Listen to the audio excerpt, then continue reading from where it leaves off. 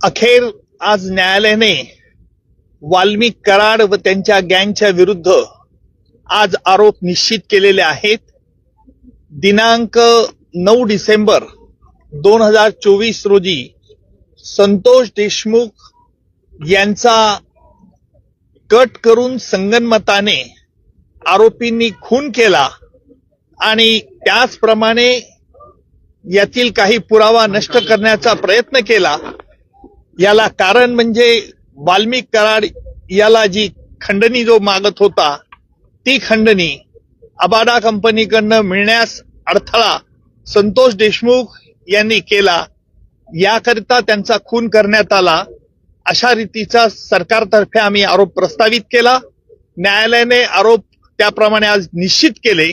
एकूण सगळ्या आरोपींच्या विरुद्ध आज निश्चित करून त्याची पुढील तारीख आता 8 जानेवारी ही तारीख ठेवलेली आहे.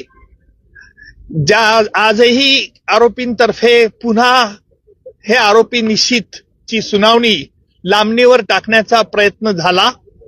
आरोपींनी या खटल्यामध्ये आतापर्यंत जे D2 ऑपरेशन केलं, ज्याप्रमाणे पाकिस्तानतर्फे K2 operation, K for Kashmir आणि K फॉर खलिस्तान असं केलं जात होतं, त्याचप्रमाणे आरोपींनी देखील या खटल्यात वेळोवेळी वेगवेगळे हातखंडे वापरून D2 operation, D for delay आणि डिरेल, उशीर करणं आणि खटला उलथून टाकण्याचे प्रयत्न होते. त्याला आज आरोप निश्चित झाल्यामुळे या प्रयत्नांना चाप बसलेला आहे आणि यापुढचं सुनावणी, यापुढे जी 9 तारखेला सुनावणी आहे त्यामध्ये सरकारतर्फे कागदपत्र ज्यांच्यावरती प्रॉसिक्युशन भिस्त ठेवत आहे ती कागदपत्र आरोपीला मान्य आहेत किंवा अमान्य आहे याच्याकरता विचारलं जाईल. त्याच्यानंतर साक्षीदारांची यादी दिली जाईल आणि प्रत्यक्ष पुराव्याचं काम लवकरच सुरू होईल. आरोपींच्या वतीने वारंवार वकील बदलले जात होते, त्याबद्दल देखील आज कोर्टाने नाराजी व्यक्त केली. काय नेमकं? त्यालाच आम्ही आज आक्षेप घेतला की आरोपींतर्फे जे वेळोवेळी वकील बदलण्याचा त्यांना अधिकार आहे, नाही असं नाहीये, परंतु वेगवेगळ्या 30 कारणं ही पुन्हा पुन्हा न्यायालयापुढे मांडण्यात येत होती. म्हणून आम्ही न्यायालयाला विनंती केली की न्यायालयाने यापूर्वी देखील या त्यांच्या म्हणण्यावरती त्यांचं म्हणणं ऐकलेलं आहे, त्यामुळे न्यायालयाने यावरती निश्चित प्रकारचा आदेश द्यावा. त्याप्रमाणे निश्चितपणे आज न्यायालयाने प्रत्येक आरोपीला विचारलं, तुमच्या विरुद्ध हे आरोप ठेवण्यात आलेले आहेत, सगळे आरोप तुरुंगातच होते, आरोपींनी आरोप मान्य नाही असं सांगितलंय आणि न्यायालयाने त्याकरता ते रेकॉर्ड जेलमध्ये पाठवण्यात येईल आणि जेलमधून त्यांची स्वाक्षरी झाल्यानंतर पुन्हा खटल्याच्या कामाकरता सुरुवात होईल. मात्र हे संपूर्ण प्रकरण फास्ट ट्रॅक वरती घेतलं जाईल, फास्ट ट्रॅक वरती चालेल. आता आपण बघितलं असेल की आज आरोप निश्चित करण्याकरता किती महिने वेळ लागला.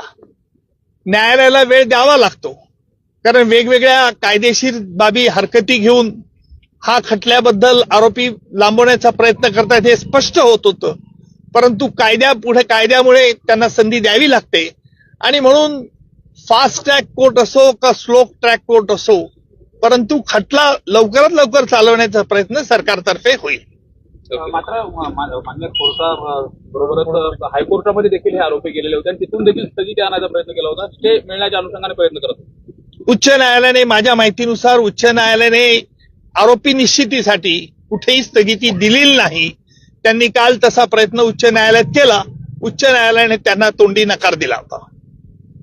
व्हिज्युअल काढा ना.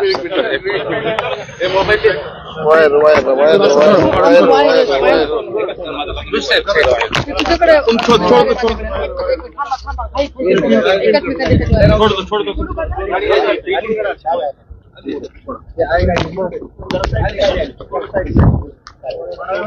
दो